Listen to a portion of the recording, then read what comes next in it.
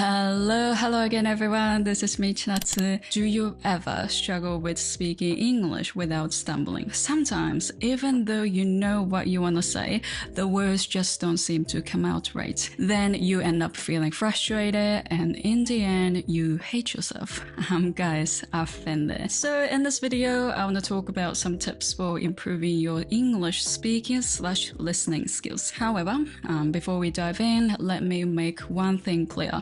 Very clear. If you are, by any chance, if you're focusing only on memorizing stuff mindlessly, be careful. It won't get you any far. Especially if you are a studious kind of student, you gotta be careful. We all need an effort. We need to work on something hard, but sometimes we gotta be productive. We gotta be effective as well. Today, I'll be focusing on practical points that you can incorporate into your daily routine. So stick around. I hope you enjoy this video. I wanted to let you know that because of my nose issue, I can't say some words properly. Be easy on me, please. Anyhow, as always, if you have got any questions, comments, please let me know. And if you haven't subscribed to my channel yet, you're more than welcome to as well. Alright, let's get right into it. First off, I want to bring up a word which is very common. Probably native speakers use at least like 5 times in a day. That is have. So easy, so simple. However, hold on. First of all, it's not pronounced like habu.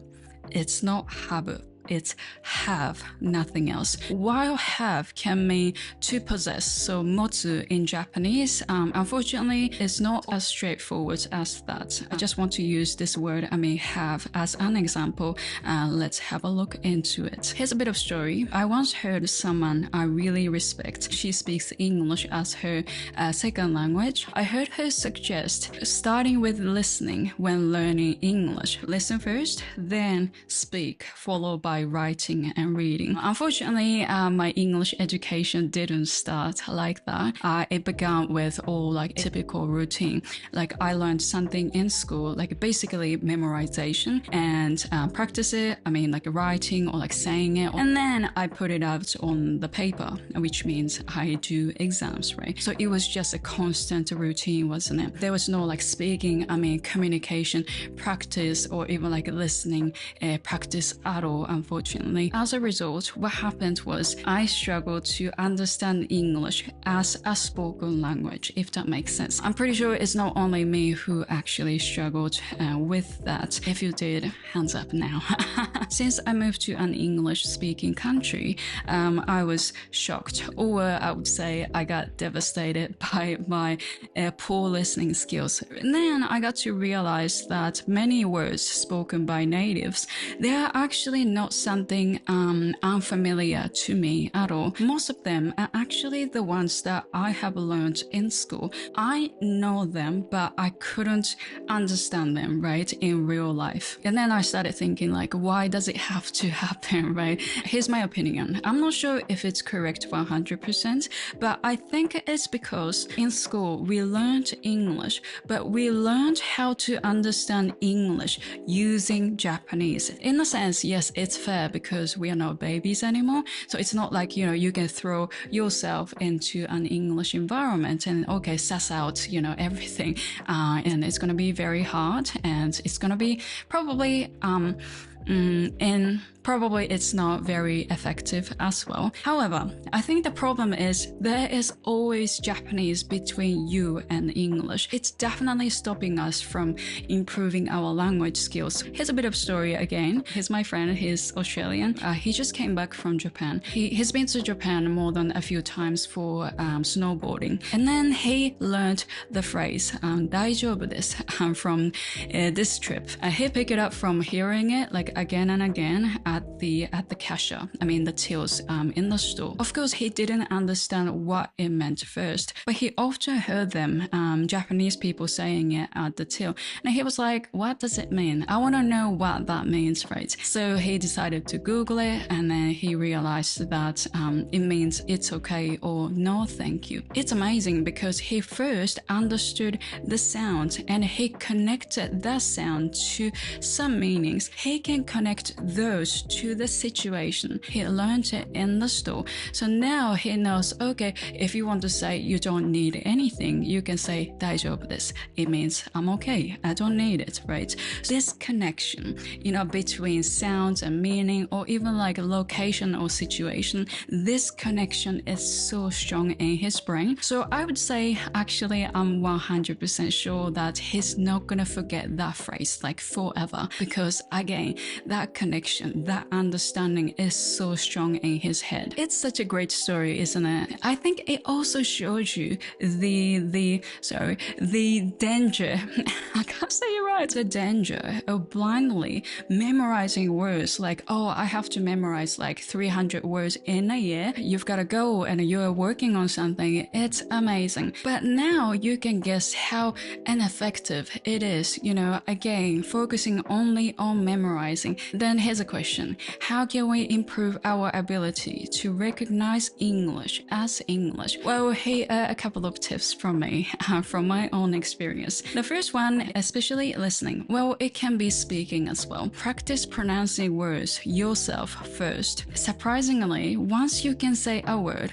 your understanding increases like a skyrocket. Like it's even crazy. When you can say those words, you're likely to be able to understand them in an actual conversation as well. For example, he is, I'm not sure what you call it, like idiom, or I don't know what that is, but I usually say aro, but in my videos, because I talk a little bit slower, so I often say ato, right? Repeat after me, guys.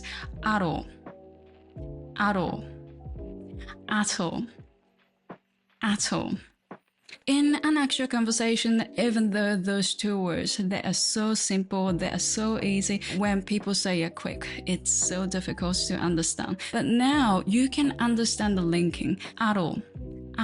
So when you can understand them, when you can say it, your understanding gets much, much better. Believe me, as I always say in my videos, you wanted to read aloud. Whatever you have got with you, any study materials like textbooks or whatever, you want to read them aloud, because it's not only about reading, but it can be good, it can be excellent for your listening skills as well. Believe me, start from today, please.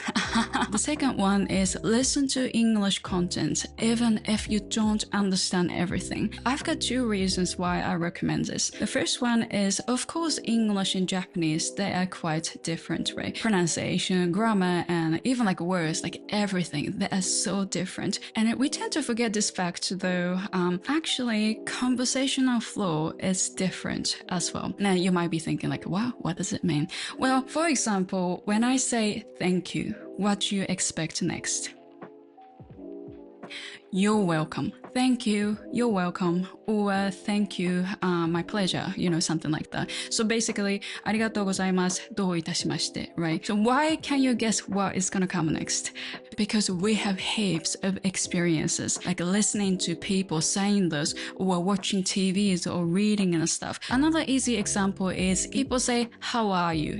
When they see someone. How are you? Not too bad. Thank you. How about you, right? But in Japan, we don't really say like, 元気ですか? あなたの気分はどうですか? Because it's not like a grammar or anything. It's just the culture of communication, right? So to get used to it, we want to do a lot of input. We want to hear people actually talking. So it can be YouTube, it can be movies or podcasts or anything. This input is actually so important. Like let's put grammar or pronunciation and all that aside. We want to get used to the flow of conversation. When people say this kind of thing, after that it comes, this kind of expression comes and stuff. If you get used to it, communication gets much, much easier. The second reason is because I want you to collect like small achievements. I don't know about you, I don't know what your English level is, but I think you can at least pick up some phrases or words in any content, right? So collect those small, like tiny achievements. I would say without those achievements, there is no progress anyway. So those two tips that are so powerful, you can start it from today. It might be a long-term thing, but they work. So start it from today. Finally, I hope you guys are not bored by now. Here's an important reminder. The word have, right? First of all, it's not habu. It's have, right? For example, this word, it's not ago. It's ago. Even like 5 years ago. 5 years ago. It's so difficult. The tip that you can gain from here is don't put Japanese between yourself and English. Don't memorize words using katakana sound. I think I told you guys already before. Now, have. What does it mean? Have is what? I think a lot of Japanese people memorize it as motsu, so to possess. I have a bag, so 私はバッグを持つ or something like that. But it's terrible. I tell you why. For example, how can I say this in English? This is actually true. Like it's about me. Of course, you can say I'm allergic to melon. I'm allergic to melon. However, you can also say I have a melon allergy.